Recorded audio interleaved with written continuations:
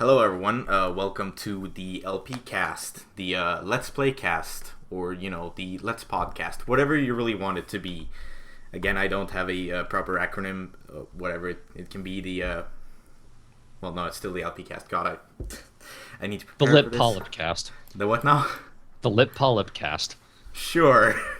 I was thinking of the Lazarus Project cast, but I don't know if that's relevant in any way. I'm not even sure what that means. But as you just heard, we have a guest with us today. It's ThornBrain Östenschall, something like that. Why don't you introduce yourself? Also from Sweden, via California. Oh, that's cool. I'm ThornBrain. I'm from the Let's Play group, The Straw Hat No. Uh-huh. Jesus, what the fuck is the stream offline now? Oh, whatever. I'm recording locally. I've had Yoshi on before, and he's also from your Let's Play group. And That's right. yeah, I think he did talk about how you guys formed the group. But if you want to do like a quick recap or whatever, how did you guys start doing Let's Play stuff? Sure. He also mentioned that we do abridging videos with the Midnight Frog, Sergeant Frog Abridged, and that kind of developed basically at the same time as Let's Plays. We originally came together to do SFA, and Let's Plays just kind of happened at the same time. The Straw Hat No, originally we were with this group, FATLPs, with a guy called Dragon Fat Man. We went through a few Zelda games, and then we got really sick of working with Fat Man, so we split from him, started the Straw Hat No.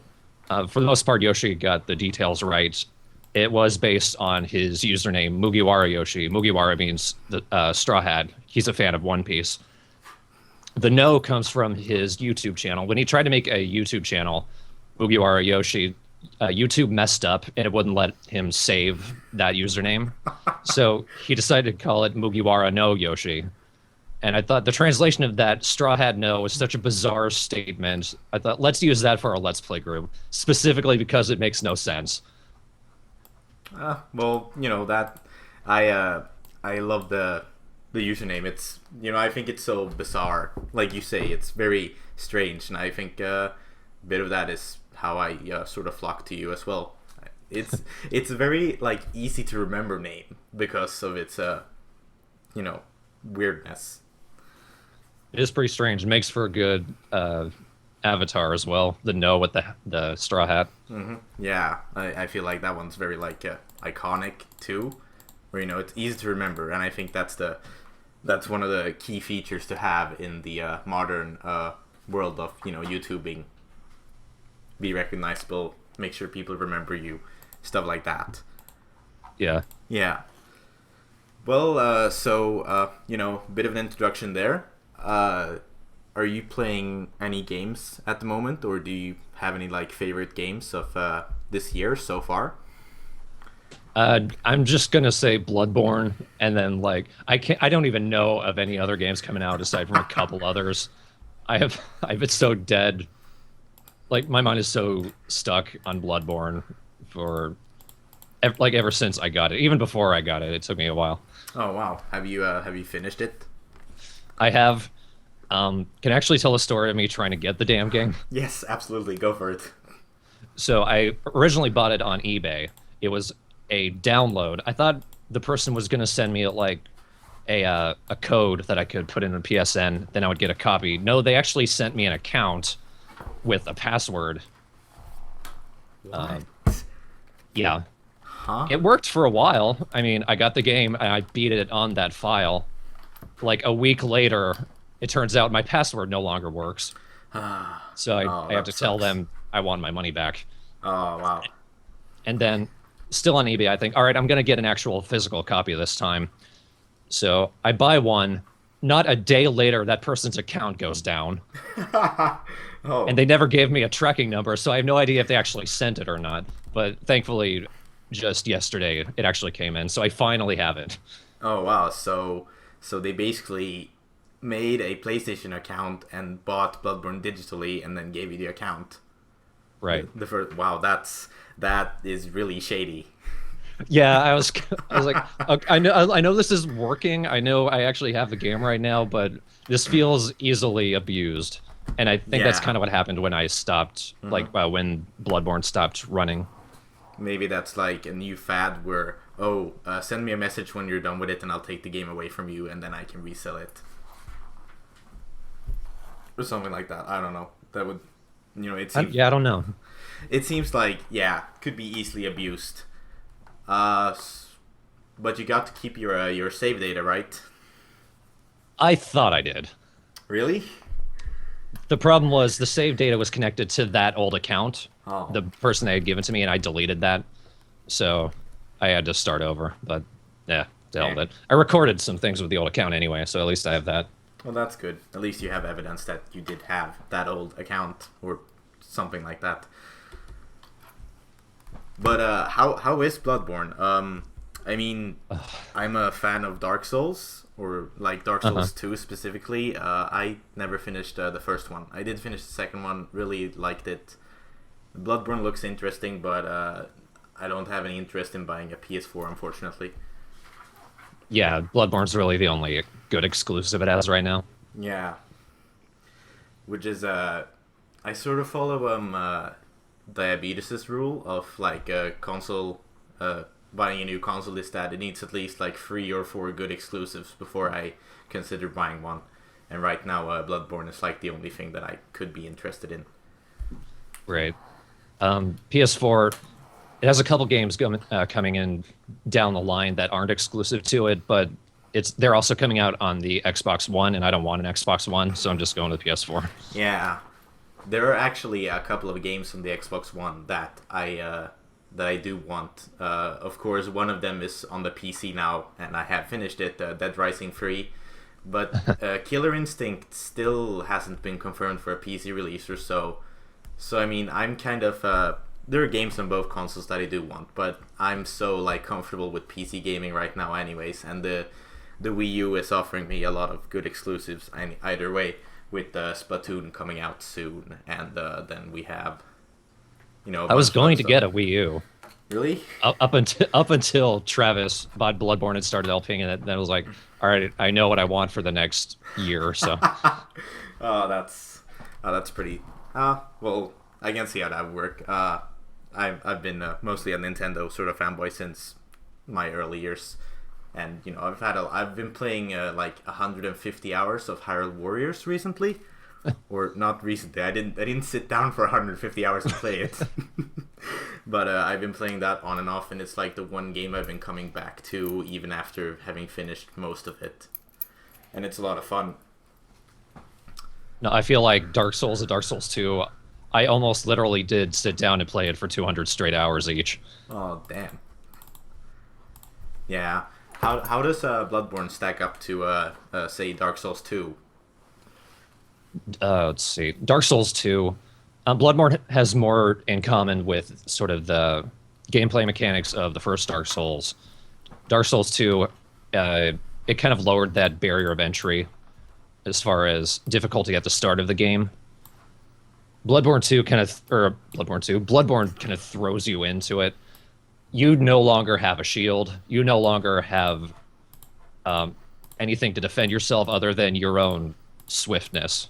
You have to dodge. You have to go in and attack the enemies while they're attacking you. It's easier to sort of not quite stun them, but stop them in the middle of their attack. Uh-huh. But Yeah. the difficulty, it will crush your balls. Oh, that sounds pretty awesome. From what I've seen, with the no shield thing, is that you can rely more on like parrying and I guess being swift, and that gives me like flashbacks to Metal Gear Rising, which is one of my all-time favorite games, and parrying and such is one of my favorite game mechanics ever. If a game has parrying, I will most likely play it. I have heard comparisons to Devil May Cry for Bloodborne. Huh. I haven't played Devil May Cry, but I can see that connection. So if you like those games and Metal Gear Rising, I could see that being a fun game for it, because people have said Bloodborne is the next in the Souls series, and there is a bit of that to it, but it it very quickly develops its own identity. Oh yeah, I watched like I think part one of the playthrough you have on the Straw Hat No channel, and it looks very interesting. I really love the aesthetic of it. It It just looks great. Yeah, it looks absolutely fantastic, and yeah, it looks great. I love the aesthetic. It looks a bit like sort of old time. I don't know if it's like Victorian themed or something like Yeah, that. Yeah, Victorian Gothic, kind of Jack the Ripper era. yeah, exactly. I really love that, and I also love the sword that can turn into like a whip, and I think that's like the coolest weapon design ever. All of the weapons are amazing. Yeah, There are a lot less of them than there are in the Souls games, but that's because each of them has their own utility. In the Souls games, a lot of them are basically the same weapon. They just have a different design, and yeah, maybe they do different levels of damage. In this one, each one is unique. yeah. Like in the Souls games, you have more like weapon types, but here you have, you know, unique weapons. Right. Whereas I saw the is it the one-handed or two-handed weapon? But it's like a sword, but in its alternate mode, it turns into like a hammer. Right. And there is a sword that in its alternate mode is just a bigger sword. Oh yeah, I love the like it's a scythe or its ultimate mode is like it's a long range sort of scythe weapon, but then short range is like a sort of short range axe kind of thing. I think. Oh yeah, the Hunter Axe. Yeah, like I That really, that thing was my baby for the entire playthrough. oh, I can imagine. I would probably play with the freaking whip sword just because I think it looks cool, and it might. I mean, all the weapons should work fine for like a playthrough. Is there really a sort of hierarchy where like one weapon is better than the other, or is It, every weapon good in its own way? every weapon is good in its own way, but it does depend on how much you level each weapon. um, Dark Souls 2, you got a ton of upgrade items that you could use to pretty much all your weapons, and you never really ran out. Bloodborne is more like the first Dark Souls, where you're pretty limited in the upgrade item, or sort of the upgrade items that you get. You only get one, I think it's called a Blood Rock, which is what you use to upgrade your item to level 10, which is the maximum. If that gives you an idea. And things get really rare near the end of the game. Oh yeah. So but like Hunter's Axe has the best strength scaling at the start of the game, I think. So it's the best choice if you want to do a lot of damage right at the start, and since its alternate mode is stretched out to that basically a scythe, and Yeah. its strong attack is a sweep. That's good for crowd control and what have you. Whereas there is one boss that takes very well to that giant sword in a sword that I mentioned, Uh-huh. because that one's strong attack does a ton of damage, but it has a really long wind up. So So then it is good to experiment, though. You can do any playthrough with any weapon if you wanted, really. Yeah, well, that's pretty cool. I think that's the thing I like about even in Dark Souls as well. You see these like characters or players who do like cosplay Souls, I think they call it, where they go through the game with a specific weapon or such just because it looks neat or to challenge themselves, and I think that's pretty neat. Where it's they use I think there's a whip. Yeah, there's a whip weapon in Dark Souls 2, and I think it's not the greatest, but it works. And people have done full playthroughs of the game with that. Better than the whip in the first Dark Souls. Yeah, I what was the whip in first Dark Souls like then? Because I don't think I ever got that far. I don't remember. I think it was just the old whip or the notched whip, but they didn't do like they did piss damage. So Oh Jesus, yeah.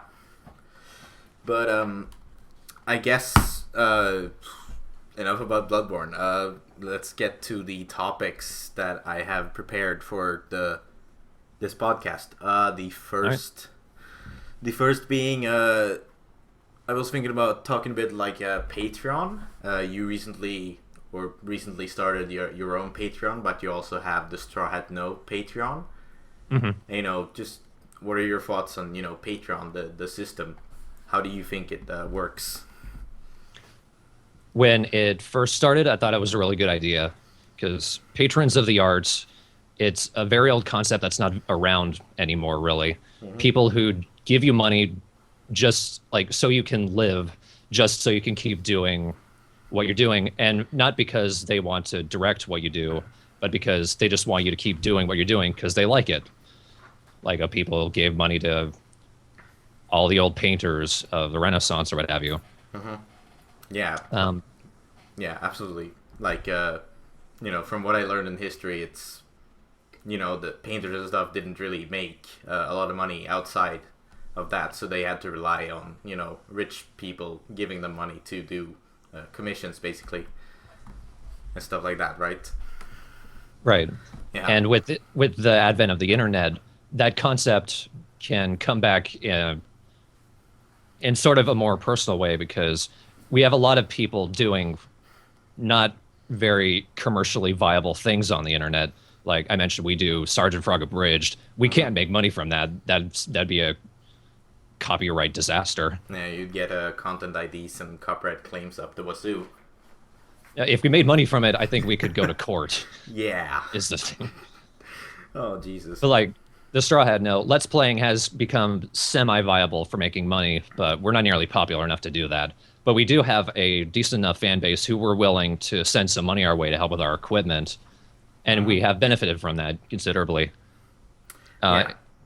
in my case, I I'd finished college at the end of last year, and that meant that like my parents they want me to pay rent, but not a whole lot, just $200, which is really not much. But when you don't have a job or anything, $200 is still $200 that you don't have. Yeah. I can relate. So I made a separate Patreon specifically with the intent of I'm using this for my own personal expenses, and people were willing to support that as well. So now I don't need to get a job. I wasn't worried about getting a job necessarily.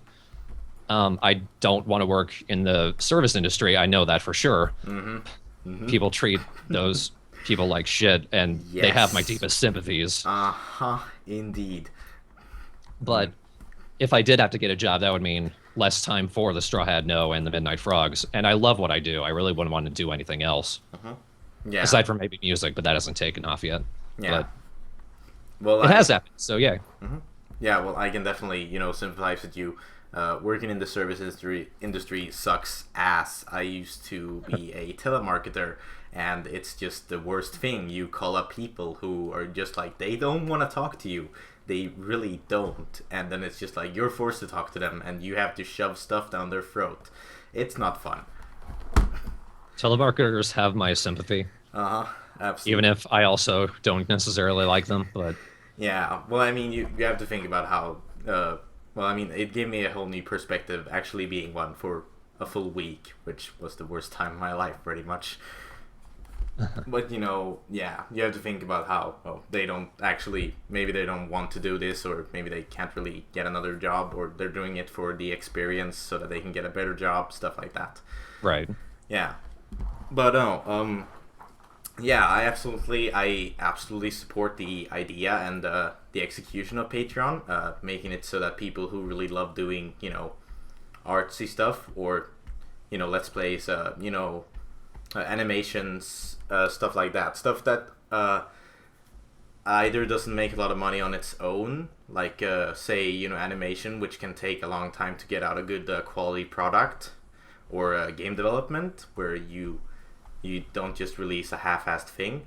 I mean, let's plays you can release a lot, but at the same time, with the dawn of content IDs and stuff, it really hinders the progress of some of these people, it because can make getting ad revenue from it a tricky subject. yeah, exactly. And then again, ad revenue on its own, you really need a huge following if you want to support yourself financially with that. So a Patreon is a good either supplementary, or in a lot of cases its own income that can stand on its own if you get enough.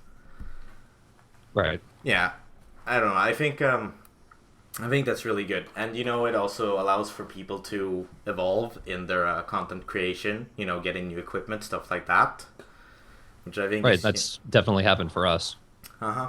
Yeah, absolutely. I mean, you've been streaming like 3DS stuff and recording from a bunch of different consoles lately, right?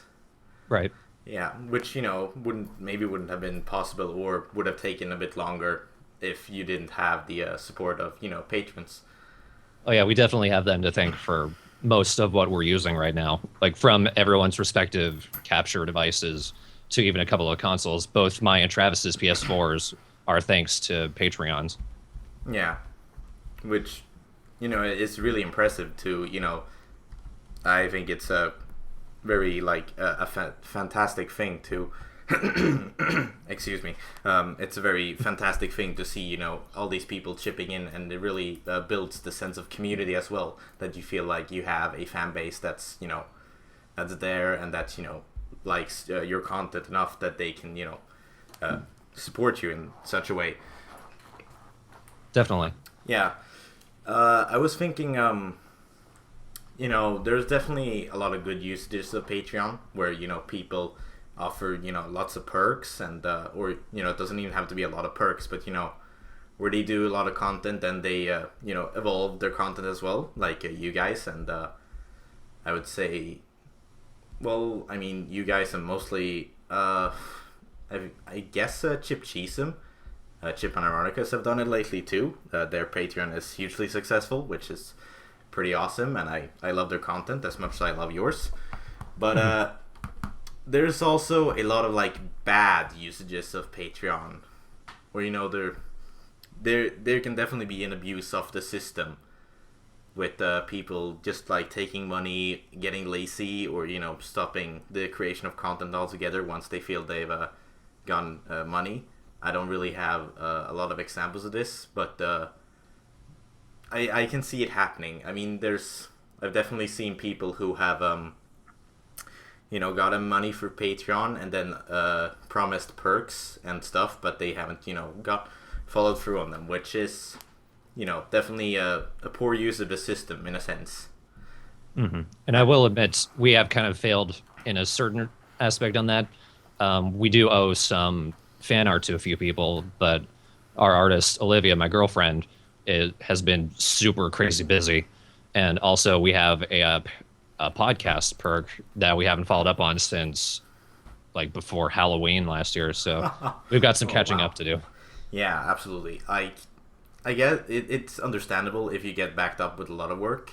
I can imagine some really huge people on Patreon, like I guess kind of funny, that new group with employees that used to work for IGN, I think. Like they got a lot of support, and I can imagine if you have perks where you're gonna send out physical things, or you're gonna do unique creations for people, I feel like you can get backed up very quickly.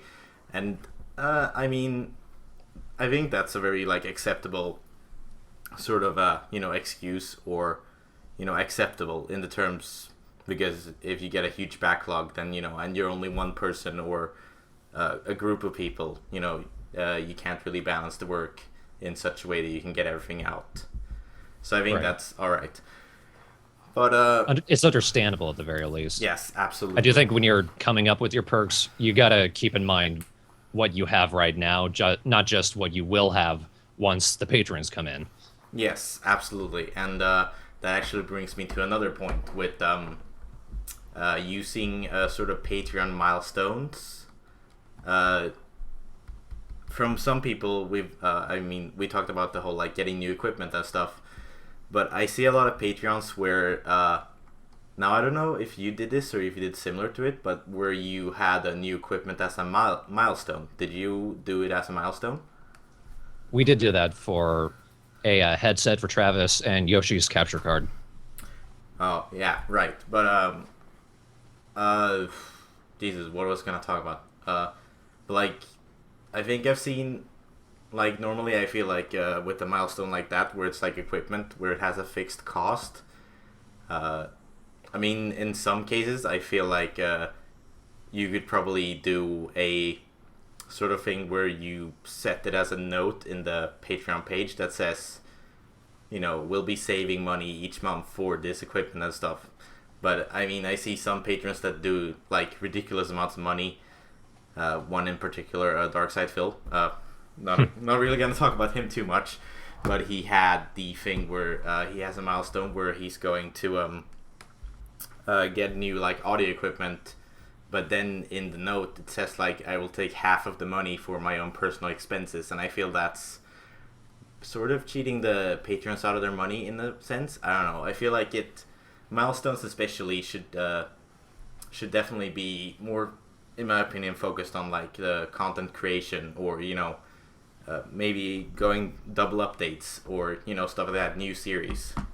I don't feel like milestones should really ever be things that could be new equipment, or stuff that you can save money each month and stuff like that. I don't know. Do you have any like opinions on that? Well, he's being disingenuous, at the very least. I think Yeah. that's his prerogative, though. The thing with Patreon and patrons in general is people are supporting you so that you can do what you want, really. Yeah. So I understand people saying, like, even for us, you give us this certain amount of money, we'll do this. But I see Patreon more as just supporting someone in their own personal endeavors, not really being a director or a producer or anything.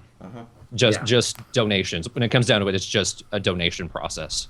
Yeah, absolutely. And with the option of either getting perks and stuff, Critical, or his name is Critical. He started a Patreon recently, and he's been getting full support, but he's not really offering anything. For him, it's like, and I definitely see the appeal of having a Patreon that's just for here's a way to support me. And I think Patreon offers a good way if you just want to open up, like, it's easier than setting up a PayPal account in a sense, because it's it's its own system where you can easily donate or pledge a certain amount of money monthly and stuff like that.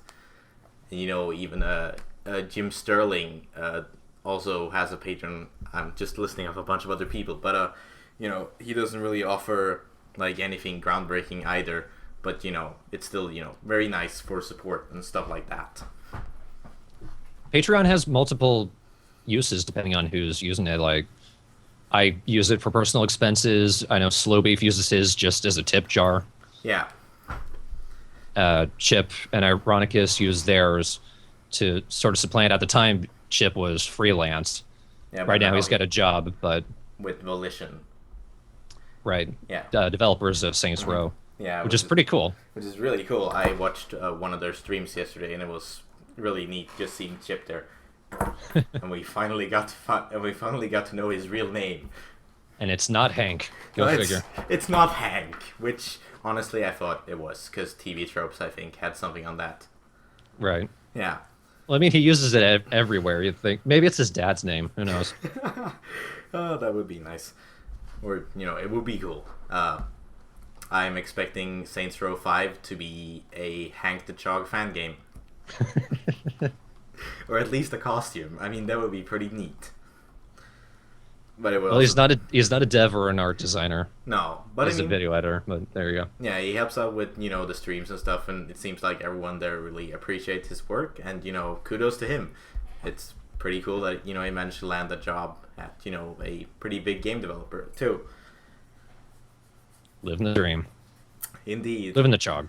Yeah, and he did it through doing Let's Play, basically, or which just shows, Let's Play can lead to good stuff. Maybe I think I need to put together a resume and see if there's like any game dev or anyone, maybe like in San Francisco. Mm-hmm. Yeah, I've been thinking about because I'm doing, I'm not. I guess I'm doing Let's Play. You could say I am, but I haven't updated it in forever. And honestly, I don't know. I like doing it, but I'm super lazy. So I don't know. I don't think I'm cut out for the Let's Play gig. I think I'm more for doing either one-off videos of games or like parody stuff, because I think that's easier or more fun to do in a sense. because I feel like now with Let's Play with Castlevania, I have a couple of parts recorded and they're like an hour long, even after having been edited, and that just feels like, oh, I have to sit here for an hour and do intelligent commentary. That's kind of... You got to go with what you're good at. Yeah, exactly. Definitely, but yeah, I at least want to finish the current Let's Play I have, and then I'll probably start doing more, one-off stuff. I want to do a coverage of indie games, probably, or, stuff like that. Because ultimately, I want to use, this video content creation as sort of a stepladder to be able to put, like, video editing and stuff on my resume in the future, because I'm learning a lot from doing it. It feels so weird because I have so much video editing experience, things involving video. My ultimate career, like dream career, is in music, and I've done basically fuck all in that. Well, maybe... I have a degree at least, but that's it. Maybe you can start doing music videos and stuff. Maybe. I mean, it could work. But I guess transitioning into like Let's Play, the state of Let's Play. My notes here say state of Let's Play, making LP just for money, the decline in quality of Let's Play, or the concept of the modern Let's Play. I don't know. What do you think about the state of Let's Play as it is right now? Like the sort of modern thing. I've done a very good job of keeping myself detached from it. Oh, I envy you. I'm on something awful, the Let's Play forum at the very least, and I barely post there. But I am keeping an eye on a lot of the Let's Plays, and SA is mostly a place where you have to know what you're doing. You have to know how to use your equipment, how to have an interesting commentary, how to just to have a good voice, how to be someone that people actually want to come back to. If you just put up day one Let's Play and you don't know what you're doing and you don't have anything to say, people are going to tell you to fuck off. Yeah, absolutely. I wanted to join SA, I guess, or sort of, not really. I mean, more to lurk and stuff. But I don't think I'd like to create Let's Play for SA because, I don't know. I mean, I like doing... Well, I said I like doing Let's Play, but I feel like I'm not sure what I would bring to the table. I mean, I like game design as well, and I feel like I'd like to discuss game design stuff more, which can be done through Let's Play, but also, be done in sort of a serious format where you have episodes discussing game design and such. But yeah, I mean, I watch mostly Let's Players from the SA forums as well, and I can definitely see the difference in quality when you compare it to the modern YouTube day one Let's Play with people just going what, okay, Or exactly, or just incessant screaming.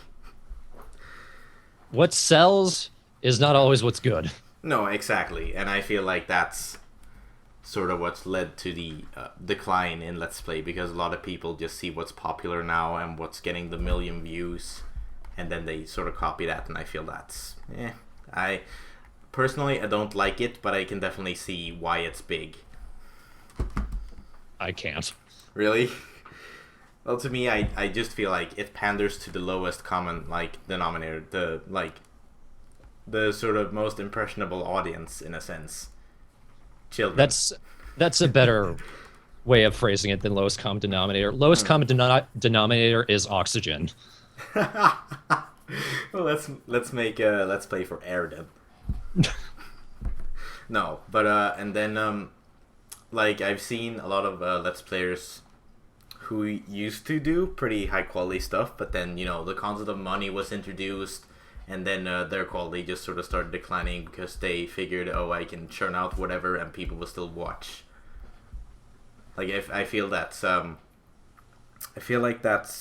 sort of applicable even to some of the biggest Let's Players today, that before they became the big hot stuff, before money or a million views, they did something a bit more self-aware. But then again, I'm not I'm not one of the biggest Let's Players, or even that well known on YouTube. So I mean, I don't really know. It's just from my perspective. I feel like the quality in general has gone down since way back then. Like when Let's Play started becoming a thing with, I guess, Proton John and Slow Beef and Diabetes and stuff. I think Proton John was the first I watched, but that felt like it was a more like the commentary was more about entertainment and not just reactions to everything in the game. That is a good point. It is more reactionary now than it is thought out, I guess you could say. Yeah, absolutely. Because I guess people want to see the same scary face every time a pop scare jumps up in Five Nights at Freddy's 44, or however many he's going to make. Hopefully it stops at 4. Yeah, well, 4 is supposed to be the final chapter, but who's to say, or who's to stop him from making Five Nights at Freddy's 0 or Five Nights at Freddy's 5 before Five Nights at Freddy's 2, or stuff like that. Five Nights at Freddy's 0, nothing happens. Yeah, exactly. It's just like, oh, he should make Five Nights at Freddy's 0 where it's the pizzeria, but it's during the daytime, so none of the animatronics are scary or anything, and you're just working as a janitor or something. That would be... Occasionally you slip on a puddle and break your neck. Oh, okay. Aside from that, nothing happens. Yeah, it's like, oh shit. And then the scary part comes from the fact that you have to pay the ridiculous healthcare bills.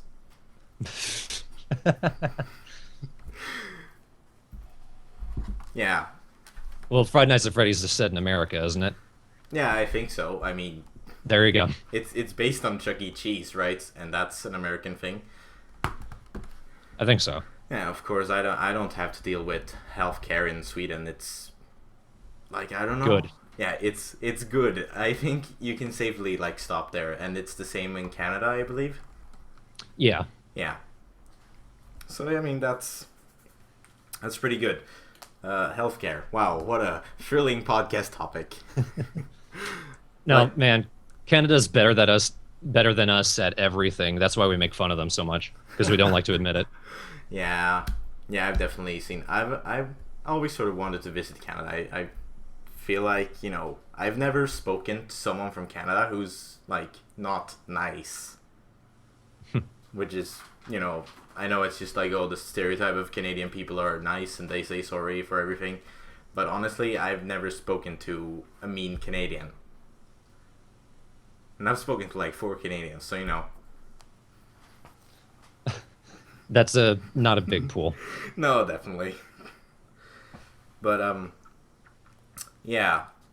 I guess another generic question from the normal general question pool.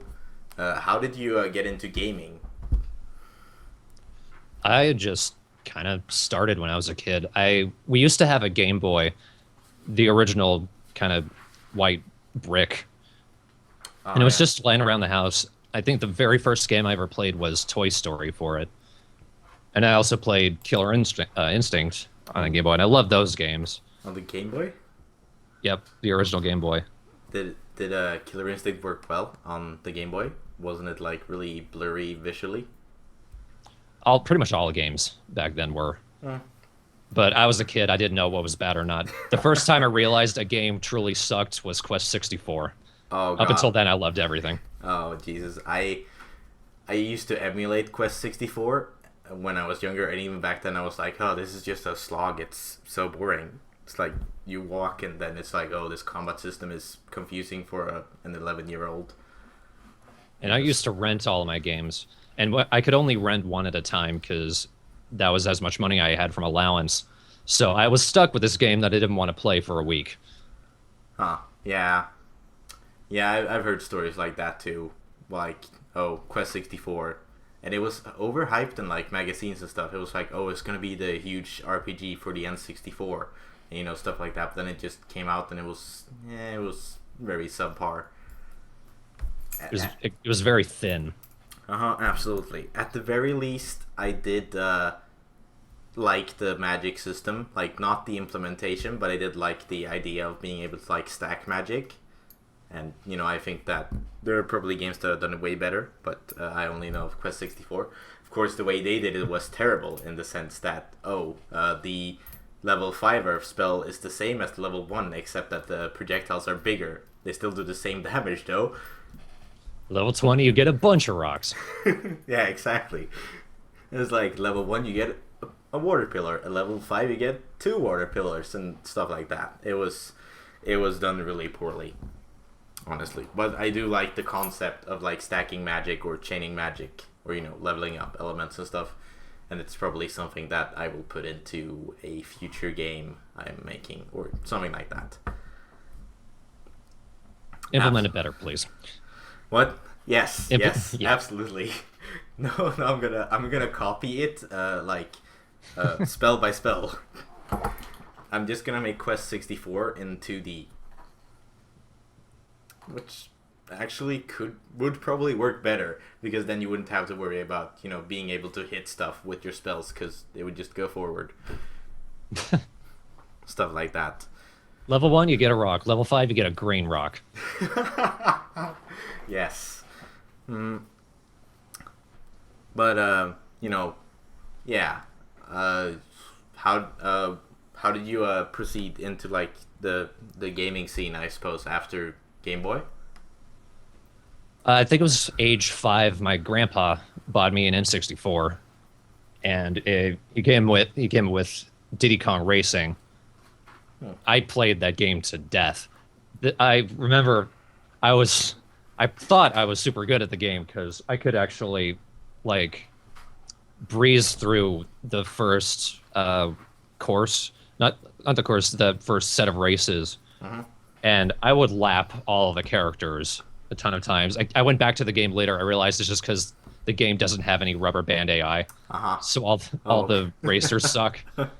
Yeah, but I thought I was amazing. Yeah, I've had experiences like that where I was playing Smash Brothers for the Wii U recently, and for the first time ever, I invited over a friend who I hadn't played Smash against before, and then I played and he just fucking sweeps the floor with me, and it's like, wow, I thought I was good, but apparently I am literally garbage. I thought I was good playing on easy. Yeah, exactly. I thought the playing classic on Intensity 1 was, good. Stuff like that. No, but yeah, Diddy Kong Racing, absolutely great game. I love the music is fantastic. And I think I like Diddy Kong Racing a bit more than Mario Kart because you could have the planes and the hovercraft as well. It was a really fun game. Yeah, absolutely. It pretty much got me addicted into gaming from there on. I went through to Super Mario 64. I think it was the very next game I got, and it's one of the few cartridges that I still have the original of. Oh, wow. And funnily enough, one of the other games, Harvest Moon 64. Huh. I don't know what attracted me to that game, but I still have that original cartridge as well, and I'm still a fan of the series. I'm still playing the new games. And I don't know why. I actually loaned the Harvest Moon 64 cartridge to a guy, and I didn't get it back for years. I thought I was never going to see it again. But you did get it back. Eventually, I had to go over to his house. Oh, well, yeah, and you're doing Harvest Moon for the for the YouTube channel as well, now, aren't you? Yeah, I've been doing a pair of the portable games. Yeah. Tale of Two Towns for the DS. They made a 3DS version, but it's bad. And Hero of Leaf Valley, which is a PlayStation Portable remake of the PS2 game Save the Homeland. And it's better than the original in every way. Oh yeah, I watched the April Fool's video where I think you played the PlayStation version of was it that one? Yeah. Yeah, and it did not look good. I played Harvest Moon on the Super Nintendo for a bit. I mean, I don't know. I never really got into it. I can definitely see the appeal. I guess I never sunk enough time into it to become super interested. My bigger brother was a huge fan of Harvest Moon, and he played like a ton of Harvest Moon on the Super Nintendo, and I think uh, the Game Advance maybe, or the some other console, but he did play a lot of Harvest Moon, at least on the Super Nintendo, I know, and I like the Super Nintendo one as well. I mean the aesthetics of Harvest Moon have always gotten me because the animals are all cute, and it just looks really charming. And all the people look like 12. Yeah, that too, which can lead to some trouble when you have to, or you don't have to, but when you're marrying someone else. You're really not sure if she's an adult. Yeah, There's always at least one character that's 16 years old, which I'm sure in Japan is legal age there, and it's legal age in several countries, but not in the USA, so it's still strange.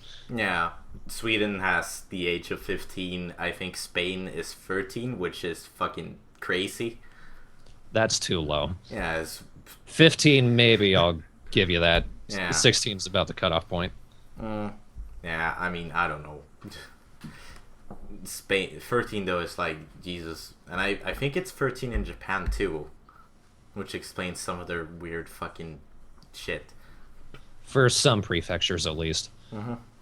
Yeah. They kind of have a problem with the whole consent part, though.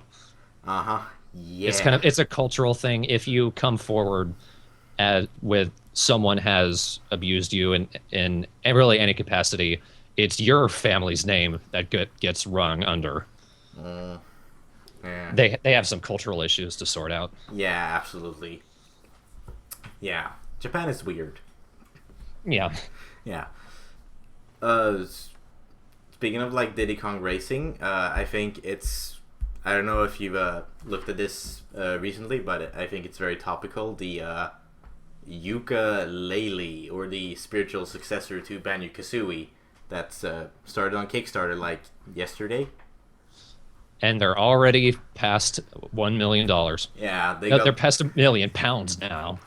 They got past their initial goal in less than an hour, which is pretty amazing, honestly. And I feel like it's similar to what happened with Mighty Number 9 as well, where they also broke the goal pretty quickly.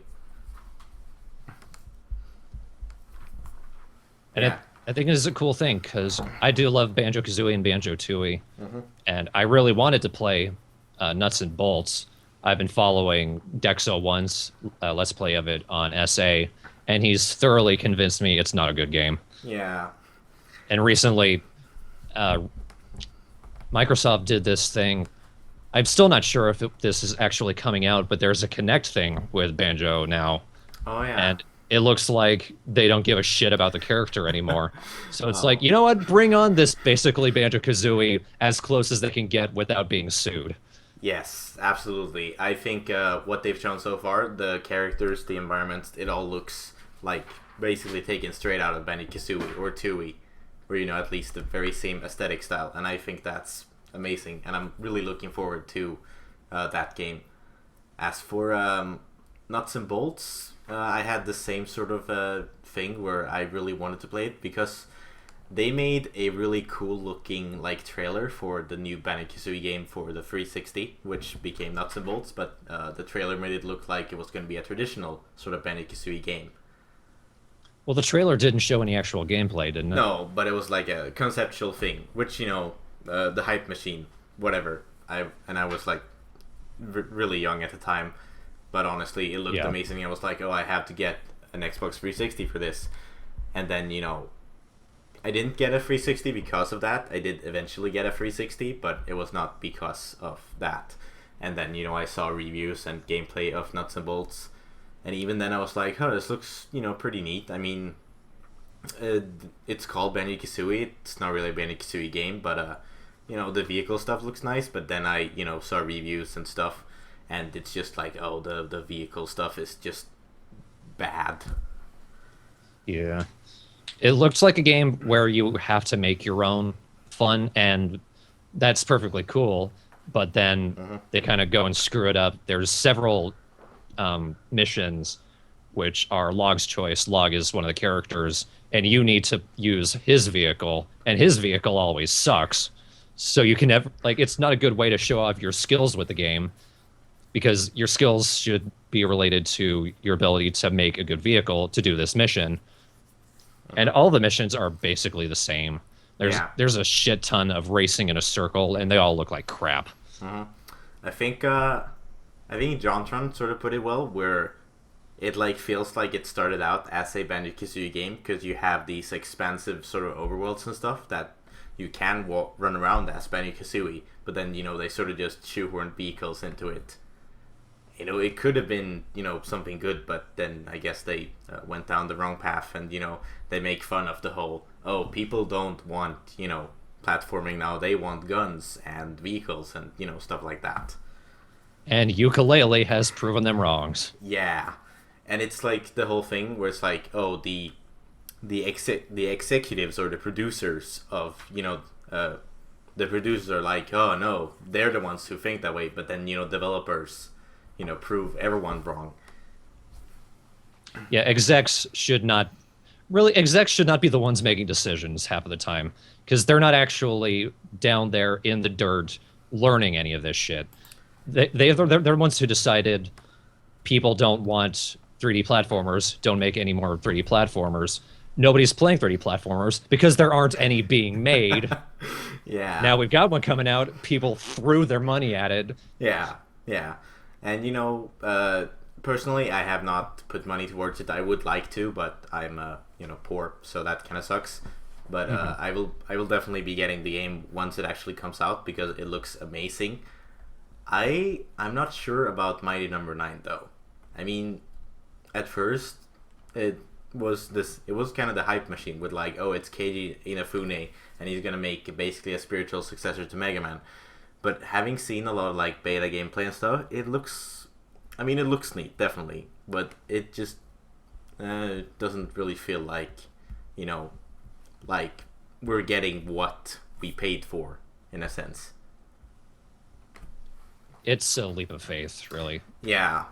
The devs of Shovel Knight kind of joke about that in one of the levels in the game. Oh, If you haven't played it, there's one area which it's basically an art gallery with a bunch of portraits of the people who donated a certain amount to the Kickstarter. Yeah. But then part of it, they joke around.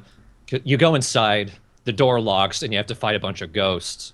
And then when you come out, the person who owns the place is saying, well, that's what happens when you just blindly give your money to someone.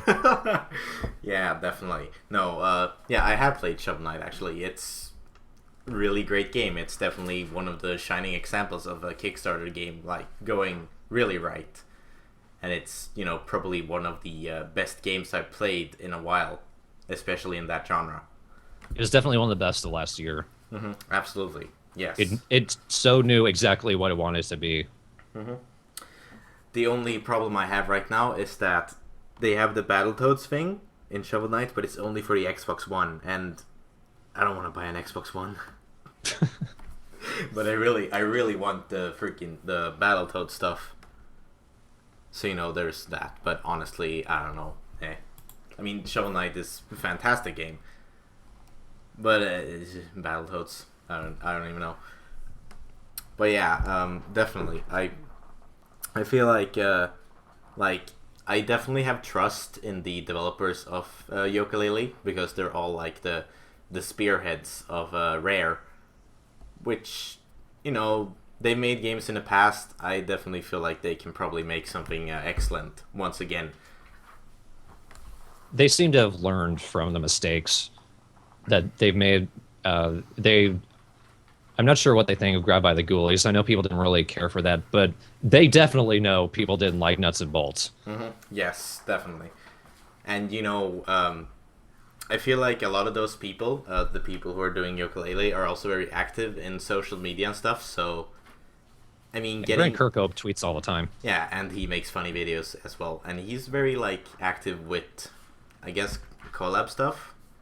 I mean, he did the thing with Game Grumps a long time ago, and I feel like he's very active in the social media spectrum. One of my favorite things is he actually called in during one of the I think, SGDQ speedruns for Banjo-Kazooie. And he did that twice. Uh-huh. Cool. Cool. Yeah. But yeah, especially having, these rare developers being, maybe the like being so well versed in social media, it also means that they can take feedback from you know the modern crowd and stuff like that. And, as such, make a better game, so that they're not stuck in their own old ways and just making their own thing. But they can also take stuff from us, the consumers. That is a double-edged sword, though. Mm-hmm. I kind of have this personal philosophy, and it's more or less the same with Shigeru Miyamoto, Mm-hmm. where I think people are more interested in following a person who has a vision rather than someone who's trying to pander to any particular audience, trying to give people what they want. If a person makes what they want, you tend to get a more interesting product. Yeah, yeah, no, yeah, I can definitely agree there. I was more or less just thinking about, being active with your consumers is a good thing. You can still make Right. your own thing, but you can also sort of see what the feedback is more quickly, stuff like that. And I also think, like being able to interact with your consumers as well, and being stuck in your old ways is something Nintendo has been doing lately. Like, I feel like the Japanese side of Nintendo has been doing a lot of crazy stuff, which the American side of Nintendo, I guess they're more interactive with the fans and stuff. But we have the whole debacle of like content ID and stuff like that. People getting angry over such things. I have heard the argument Nintendo doesn't really listen to Nintendo of America, and I feel like they should, because a lot of the things that are pissing off people, like it's mostly people in America that are getting annoyed with Nintendo of Japan. And Nintendo of America, they're here, they know what's going on. At the very least, they could listen to them. And I bet there's a lot of very good people with a lot of great ideas for games, things that could come out content wise here in America, but everything comes from Japan, so we're just not seeing it. Yeah, I feel I've heard I don't know if it's a theory or if it's like rumor or whatever, but I've heard it's the executives at Nintendo of Japan are like, it's sort of Japan moral code or something to listen to your elders, and they haven't really been looking at what's acceptable, or not even acceptable, what's going on in society, and they go by what they know, which doesn't really apply to a modern society in a sense. And therefore that's you don't say no to the oldest people in the company. So like I said, they got a lot of cultural issues to sort out. Yeah, exactly. But hey, at least Splatoon looks good. It looks interesting. I'll be picking it up this month. Actually, it's the end of this month, I believe. I've heard some bad things, but it's minor issues that don't really affect me. I still think it'll be a good game. Like the whole thing about they don't have voice chat is kind of to me. I don't really. We have Skype, people. Yeah, exactly. And honestly, I don't really care. I mean, I think it's better. I don't want to like be thrown into a lobby with people just screaming everywhere, even though you can mute them. But that's still one extra step to getting something that you want, in a sense.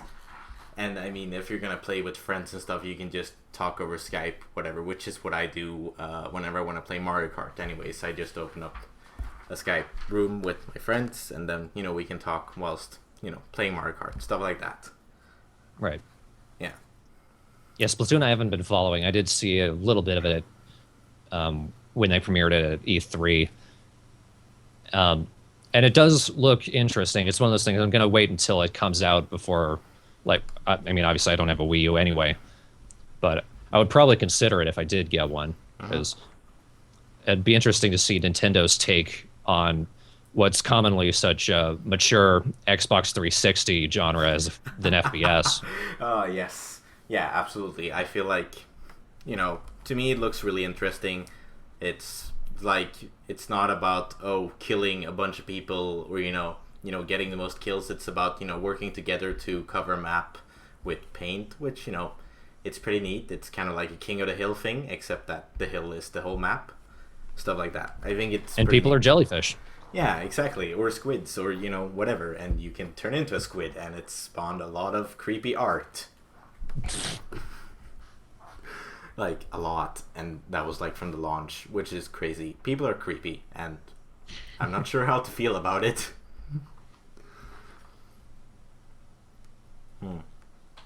No, and then we also have a Yoshi's Woolly World coming out next month, I believe, and honestly, it looks adorable, and I'm in love with it. Yeah, my only experience is I'm watching Jordan Kai do a Let's Play of Kirby's Epic Yarn. Uh-huh. And if it's anything like that, it looks like it'll be fun. Yeah, absolutely.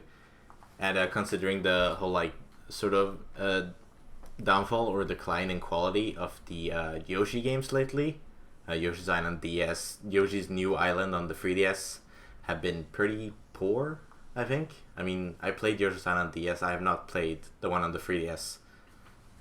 But Woolly World looks like it'll be a pretty fun game. It looks like they know what they're doing at least. Well, let's hope so. Yeah, absolutely. But I guess that's really. There's a lot of games coming out soon. There's stuff coming out now. Summer is usually a drought of games, or there's like not as many games, which is good because I have a huge backlog and I need to catch up on stuff. You'd think summer would be a good time to put out a game because that's when everyone's out of school. Yeah, exactly. But it's like almost every year it's been, I have like 6 or 7 games through May and April that I get.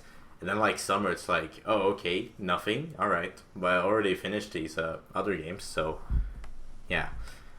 But yeah, speaking of games that are coming out soon, I guess to sort of wrap up this podcast adventure, the final question would be, do you have any games that you would like, that you're looking forward to coming out soon, or next year or in the future at least? I've got a handful. Now that I've got the PS4, I've got 2 that are definitely in my sights. Obviously, the next Metal Gear Solid. Yes. I loved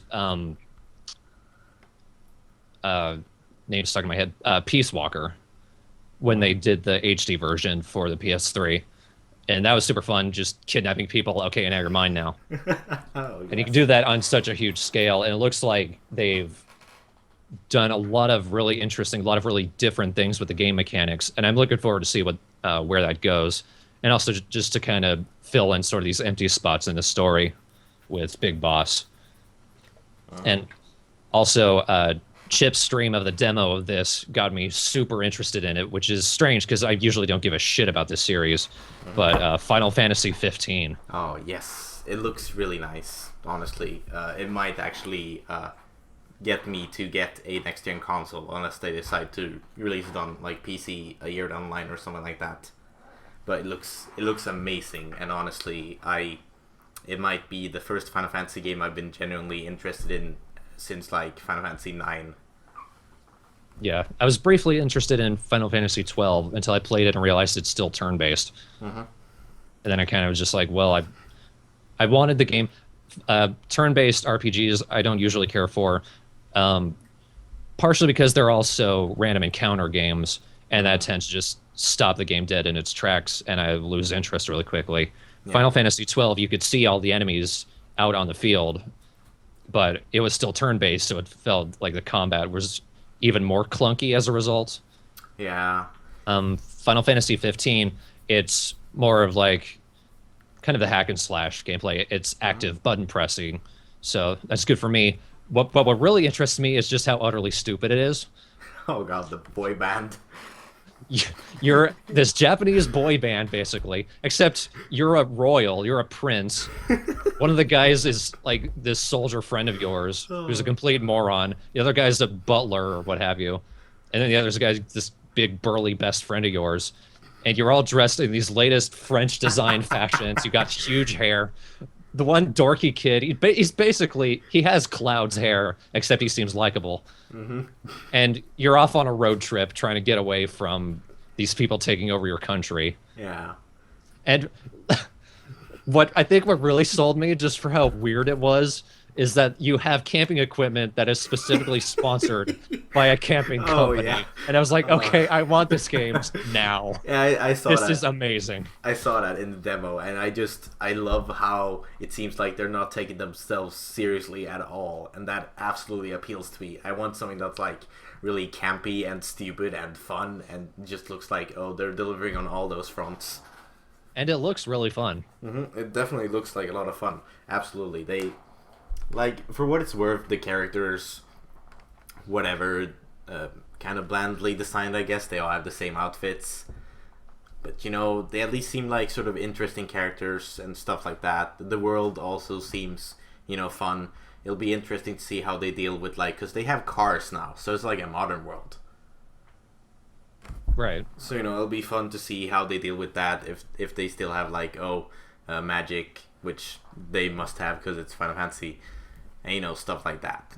And also, one thing that really got me going is the combat system, where how you do different sort of strategies and attacks depending on what way you equip your weapons, which I think is really interesting because you can just get a lot of different cool combos and stuff with that. I think what really sold me with the Chip's demo stream was at the end of it, he summoned this giant wizard. I think his name's Rama. Yeah, Ramu. Or Ramu. something like that. Yeah. And I looked at that. My gob basically just fell off of my face. This is the coolest shit I've seen in forever. Yeah. It's basically like, because back in the day with like Final Fantasy, I guess, like on the PlayStation 1 and 2, where you had like these cool summons, and it's like, then it just feels like, oh, they've stuck to that sort of scale of summon. But now with in Final Fantasy 15, you just see like this gigantic thing. You're like, this should not be a thing that I can control, but I am controlling it. It's amazing. Holy shit. This should not be mine, but anyway, set the world ablaze. Yeah, I'm so looking forward to seeing what other like huge scale summons they do. Like, just imagine like, oh, you killed everything on the world map. Good job.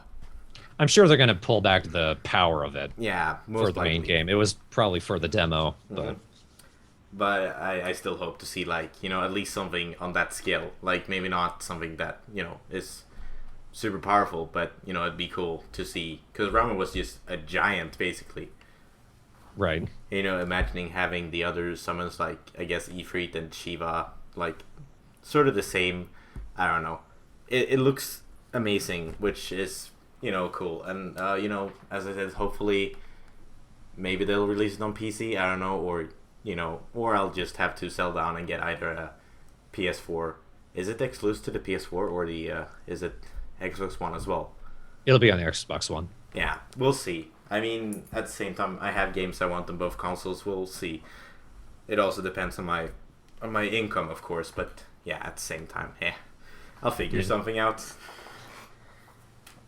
But yeah, I guess that would be sort of the end of this podcast or whatever. You know, huge thanks for you know, reaching out to me and asking to be on the podcast.